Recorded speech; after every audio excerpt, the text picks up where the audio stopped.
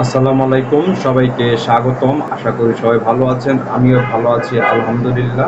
এই ভিডিওটার টপিক হচ্ছে বাংলাদেশ আরব আমিরাত ও পাকিস্তানের বিরুদ্ধে যে টি-20 সিরিজ খেলবে, সেই টি-20 সিরিজ মোট 7টা ম্যাচ, 2টা হচ্ছে আরব আমিরাতের বিরুদ্ধে এবং 5টা হচ্ছে পাকিস্তানের বিরুদ্ধে। এই মে মাসেই খেলবে। খেলার জন্য বাংলাদেশ কিন্তু তাদের দল ঘোষণা করেছে। দলে কারা কারা আছে সেটা নিয়ে আমার এই ভিডিও। বাংলাদেশ প্রথমে 2টা টি-20 ম্যাচ খেলবে আরব আমিরাতের বিরুদ্ধে 17 এবং 19 মে মাসে, এবং 25 মে থেকে 3 জুনের মধ্যে 5টা টি-20 খেলবে পাকিস্তানের বিপক্ষে। বাংলাদেশের যে স্কোয়াড ঘোষণা করেছে 16 জন, সেই স্কোয়াড কারা আছে সেটাই আপনাদের জানাবো। লিজন কুমার দাস ক্যাপ্টেন, তানজিদ হাসান, তামিম, পারভেজ হোসেন, ইমন, সৌম্য সরকার, নাজমুল হোসেন শান্ত 10 মাস পর দলে এসেছে টি-20 দলের।